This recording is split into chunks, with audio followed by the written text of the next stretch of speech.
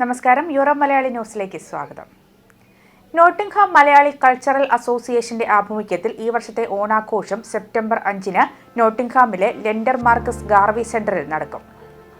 ആഘോഷത്തിന്റെ ഭാഗമായി പരമ്പരാഗത ഓണാഘോഷ പരിപാടികൾ, വൈവിധ്യമാർന്ന കലാപരിപാടികൾ, കുട്ടികൾക്കായുള്ള വിനോദങ്ങളും മത്സരങ്ങളും, വിവിധ പ്രായക്കാർക്കുള്ള മത്സരങ്ങൾ എന്നിവ ഒരുക്കിയിട്ടുണ്ടെന്ന് സംഘാടകർ അറിയിച്ചു.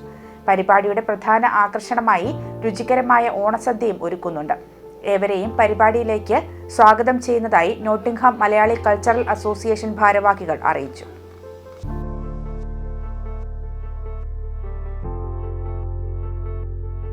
ഗ്ലോസ്റ്ററിലെ മലയാളി ക്രിക്കറ്റ് പ്രേമികൾക്കായി ആവേശമുണർത്തുന്ന Infinity Club season 3 T10 cricket tournament August 9-ന് ടഫ്ലി പാർക്ക് ക്രിക്കറ്റ് ഗ്രൗണ്ടിൽ നടക്കും.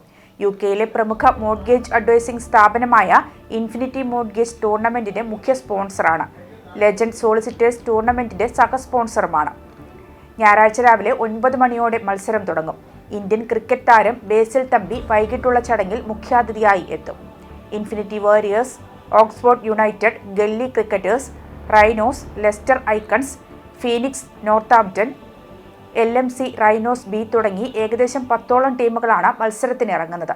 വിജയികൾക്ക് ഇൻഫിനിറ്റി മോർട്ട്ഗേജ് നൽകുന്ന 1250 പൗണ്ടും ട്രോഫിയും, റണ്ണേഴ്സപ്പിന് ലെജൻഡ് സോളിസിറ്റേഴ്സ് നൽകുന്ന 600 പൗണ്ടും ട്രോഫിയും, മൂന്നാം സ്ഥാനക്കാർക്ക് നള റെസ്റ്റോറന്റ് നൽകുന്ന 250 പൗണ്ടും ട്രോഫിയും എന്നിങ്ങനെ ആകർഷകമായ സമ്മാനങ്ങളാണ് ലഭിക്കുക. കൂടാതെ best batsman, best bowler, best fielder, most valuable player എന്നീ വ്യക്തിഗത പുരസ്കാരങ്ങളും വിതരണം ചെയ്യും. ക്രിക്കറ്റ് മത്സരങ്ങൾക്കൊപ്പം പ്രേക്ഷകർക്ക് വിനോദമൊരുക്കാൻ ബെല്ലി ഡാൻസ് ഉൾപ്പെടെയുള്ള പ്രത്യേക കലാപരിപാടികളും ഒരുക്കിയിട്ടുണ്ട്. സമ്മാനദാന ചടങ്ങിന് UK-യിലെ പ്രമുഖ ക്രിക്കറ്റ് താരങ്ങൾ പങ്കെടുക്കും. ആവേശം നിറഞ്ഞ ടൂർണമെന്റിന് ഇനി 2 നാൾ മാത്രമാണ് അവശേഷിക്കുന്നത്.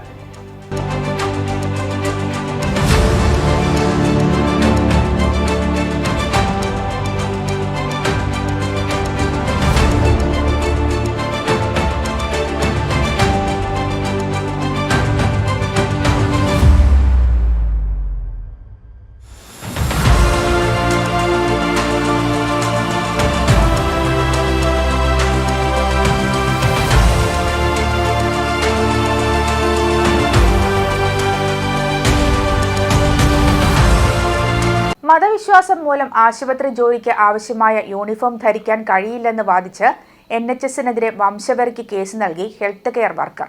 ഇസ്ലാമിക വസ്ത്രം ധരിച്ച് ജോലി ചെയ്യുന്നത് സുരക്ഷിതമാകില്ലെന്ന ഉപദേശം ലഭിച്ചതിന്റെ പേരിലാണ് നസിയ അയൂബ് എന്ന ജീവനക്കാരി NHSനെതിരെ വംശീയതയ്ക്ക് കേസ് നൽകിയത്.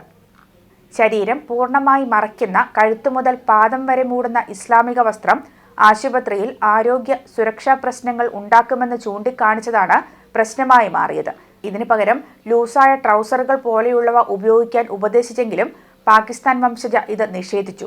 ജോലി ചെയ്യുമ്പോൾ ഏത് വസ്ത്രം ധരിക്കണമെന്ന കാര്യത്തിൽ ആരുടെയും ഉപദേശം വേണ്ടെന്ന നിലപാടാണ് നസിയ അയൂബ് സ്വീകരിച്ചതെന്ന് എംപ്ലോയ്മെന്റ് ട്രിബ്യൂണലിൽ വ്യക്തമാക്കി. ഇതേ തുടർന്ന് മതപരമായ വിവേചനം, പീഡനം എന്നീ പരാതികൾ പൂർണ്ണമായി തള്ളി. Northern Care Alliance NH foundation ട്രസ്റ്റിൽ ഹെൽത്ത് കെയർ അസിസ്റ്റന്റായി ജോലി ചെയ്തു വരികയായിരുന്നു അയൂബ്. ഇറക്കം കൂടിയ വസ്ത്രം തട്ടി വീഴാനും രോഗികൾക്കും ഉപകരണങ്ങൾക്കും അപകടകാരണമായേക്കാമെന്നും ഹെൽത്ത് ആൻഡ് സേഫ്റ്റി അഡ്വൈസർ ചൂണ്ടിക്കാണിച്ചെങ്കിലും ഇസ്ലാമിക വസ്ത്രത്തിന് പകരം മറ്റൊന്നില്ലെന്നാണ് അയൂബ് നൽകിയ മറുപടി. വിധി എതിരായതോടെ ഇതിനെതിരെ അപ്പീൽ പോകുമെന്നാണ് അയൂബിന്റെ പ്രതികരണം.